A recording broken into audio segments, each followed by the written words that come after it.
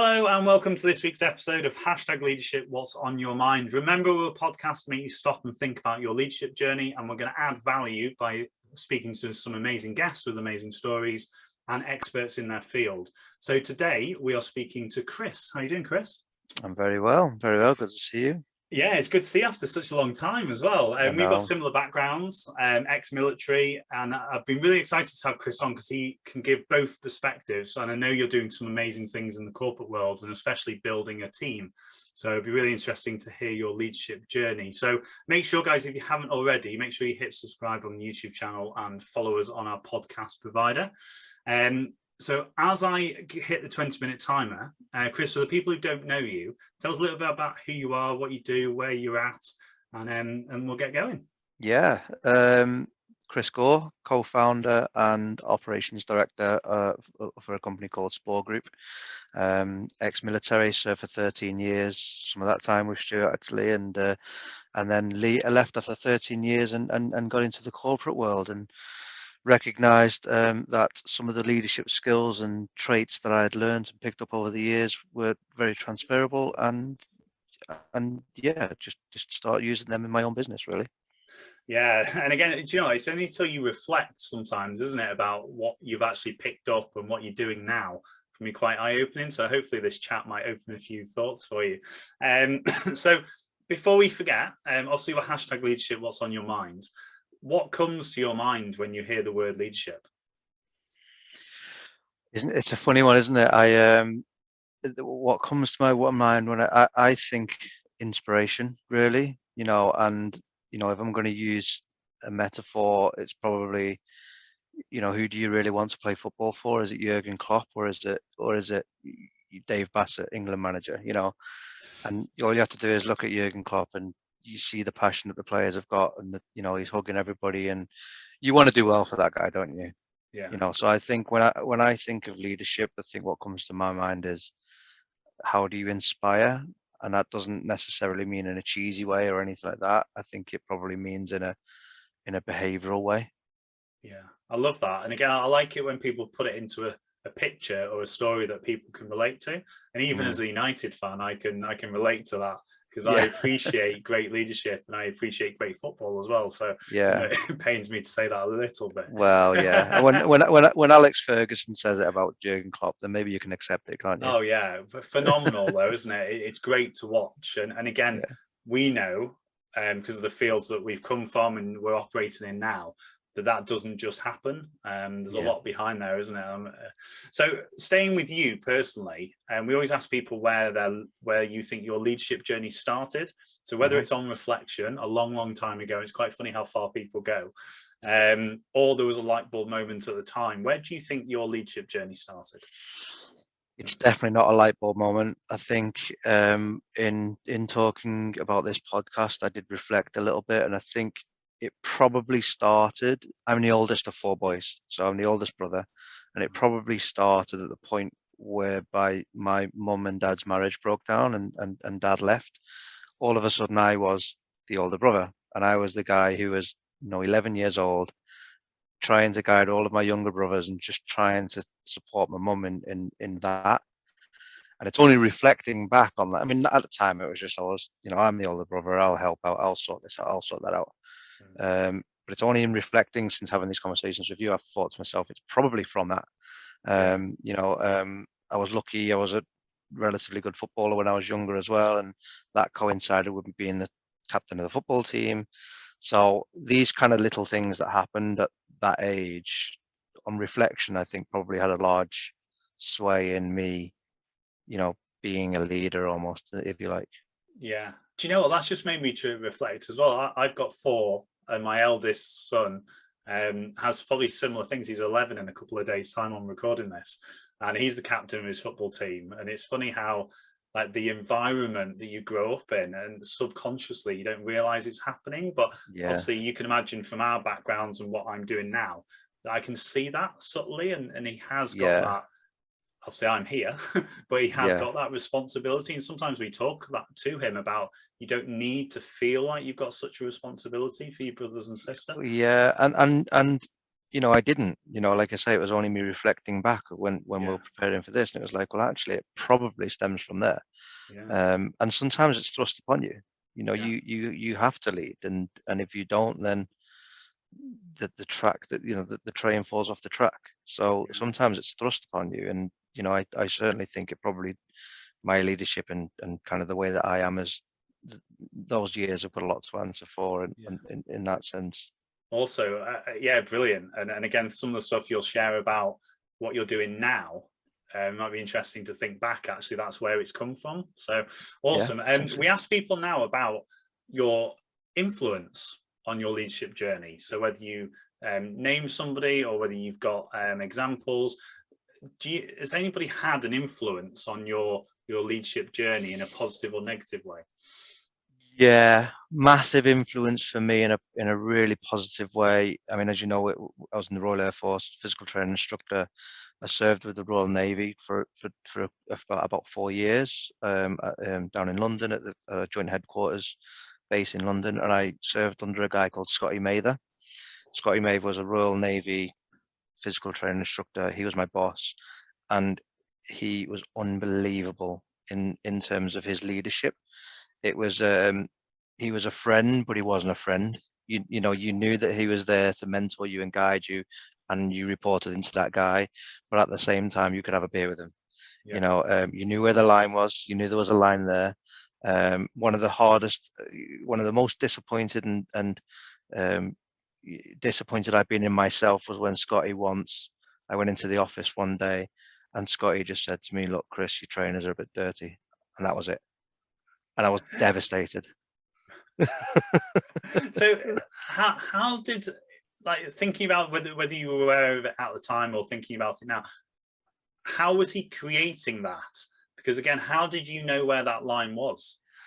I think I think, to be honest with you, it was out of respect for the guy. Mm, He's been there and he's done it, but he could communicate with you on a very level playing field. He yeah, wasn't communicating with you in a hierarchical sense. He wasn't dictating. It was always a democracy when it came to things. I mean, it wasn't because he had the last say, but you always felt like you had a say when it came to things. You could always go to him with your ideas and say, could we improve it like this? Can we do this? And ultimately the decision was his at the end of the day. But when you use the old, my door is always open, sometimes that's never the case. But with yeah, him, the door truly was always open. You could go there and you could have a conversation like me and you are having now, mm, and I could raise my concerns in a way that it was never judged, yeah, and he would then go, right, how do we fix that? So he's the guy that really taught me to understand, control what you can control, and and try and influence the result in ways that you can influence it. Try not to worry about things that you can't control. mm. And it was him really that made me properly understand that. Yeah, I love that. And again, how um, much is that such a big thing in the world of people, in the corporate world, in life in general, yeah, focusing on the uncontrollables? yeah, I still have my times, don't get me wrong. I still have my moments where I stress about things, and I have to check myself a little bit sometimes and say, well, hang on a minute, can I control that? And if I can, okay, great. What do I need to do in order to influence the result in the way that I need it to be? And if I can't, go for a walk and have a coffee. Yeah. I like the way, yeah, have a coffee. And what movement is so important. We were just chatting before we came on about the difference in what we now both do. Yeah, That what we used to scary. do. Movement is, yeah, always an advocate for going out and having a walk. Yeah. So tell us a little bit about your business. What do you do? Where do you do it? What's it looking like? How far are you into that journey? Give us a picture Yeah. about what the business is. Yeah, so we're 3 years old now. So it'll be 3 years this year. Started in August 2019, and essentially we are a workplace technology company.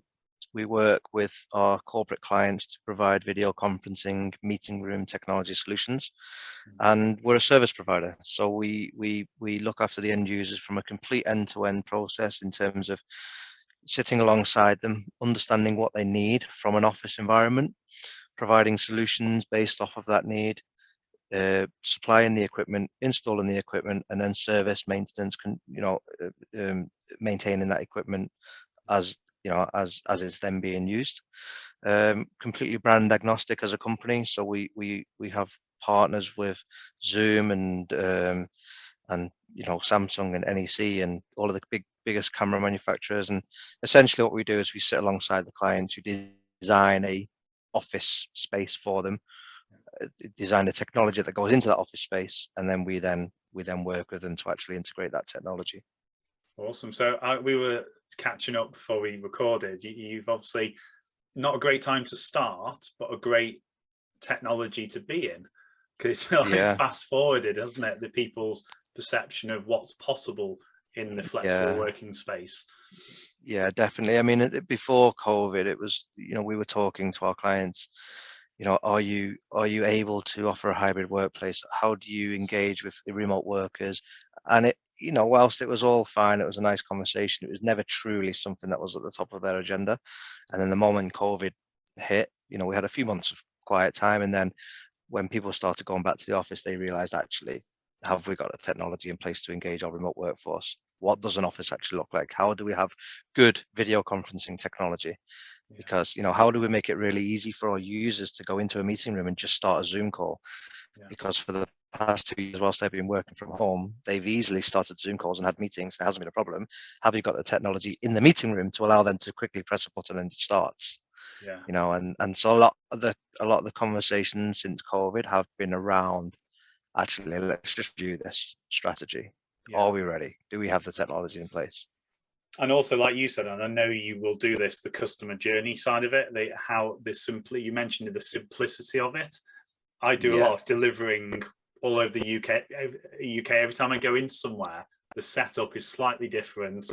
The knowledge of their technology setup is sparse, and trying to get somebody, so to make it simplistic, and I know that you do that for clients, that kind of like, it needs the technology side. It's fast flowing, isn't it? And I always say that we're similar ages. I'm say that we're in a generation where I know what a computer looks like.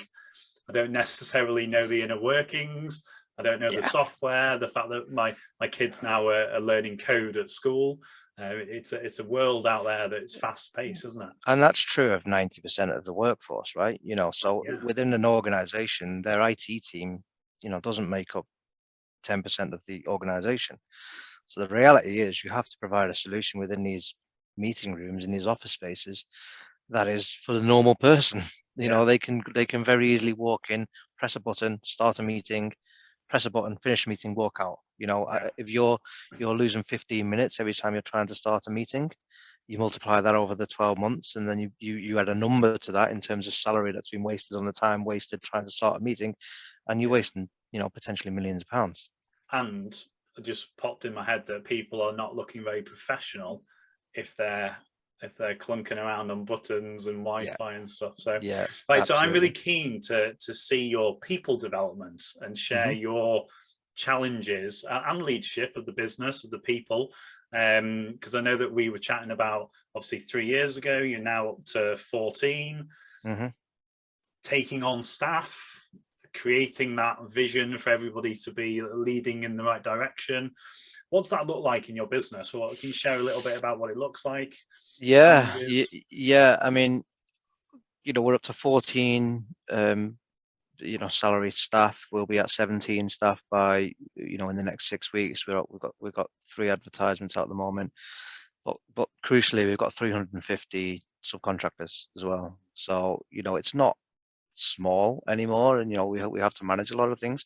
I think to summarize my kind of leadership style is, my background is fitness, right? I spent a long time in the fitness industry. My background isn't technology, and my background isn't amps and audio acoustic paneling and that kind of thing. My background is in fitness, so I rely heavily on hiring good staff that can do the job. And to second that, I try my best to let them do that job. So I will hire a technical person, and then I'll give them the vision and the goal, and this is where we want to be. It's up to you, Mr. Technical Person, to actually deliver it. And what I try to do is, this is where the Scotty Maver effect comes in. What I try to do is I try to give them the tools to be able to do that. So I'll say, look, this is where we want to be in this amount of time. this is what your role is in order to reach that. Okay, we've got marketing and sales, and all these other guys are all involved in reaching that goal. This is your strand. What tools do you need along that strand in order to help you reach that goal? Yeah. And so that's how I tried to do it. And then I tried to give them the autonomy, and we're all grown-ups, we're all adults, so I tried to give them the autonomy to say, right, in order to reach that goal, these KPIs need to be met. How do you tell me, how are you going to reach the KPIs? What tools do you need? Do you need software? Do you need computers? Do you need, so essentially my goal really is to create the story. Yeah. And then give them the tools in order to try and live that story, if you like. Yeah, I love that. And there's a couple of things come out from what you just said then. Last week's episode, they mentioned that about it, and I linked it to the quote, and I think it's Apple quote, where why should I employ amazing people to tell them what to do? Like you alluded to there, you recruit great talent. But actually, let's go there first. What is your because that's the key thing, isn't it? Recruitment, getting great people. How in your business do you try and get the best people for the best roles to complement your vision? Well, so the industry is quite small. Our industry is quite small in that. So when you're looking for one of our technical people, the industry is relatively small, and there's a small bucket of people that can do our technical piece. But as an example of the question, really, it's probably best that I allude to the marketing manager that I hired a little while ago. Okay. So with our marketing manager, she's not from the industry. She's a marketing manager, and essentially I kind of knew what I wanted to achieve, but I didn't know how to do it. So the AV industry, which is our industry, is quite old and dinosaurs, and there's lots of middle-aged men, and that's the industry that it is. So my brief to her was very much make it sexy. This is an industry that can be really, really sexy. So my brief to you is make it sexy. So for that particular person, she was somebody that we targeted because she was making her industry at that time sexy. Yeah. So essentially, it was me going, look, this is where I need to be.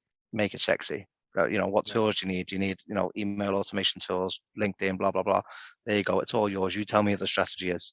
Yeah. Your brief is to make it sexy. So so simple, yeah, but complex at the same time, isn't it? yeah. You're there to, as the leader, you're there to like provide whatever's needed. Like you're there almost submissive, aren't you? Like you tell me what you need. I'm here to do the strategy piece. Which is 100%. So and it's about staying in your lane, Stuart. I mean, right. that's what it is. I mean, there are times. Don't get me wrong. There are times when I dip out of my lane and I get involved. But I've been, as we've grown. In the first few months when we had 4 of us, everyone was spinning lots of plates, and you're all trying to keep that plate up, and then you'd run over to that plate and keep it up.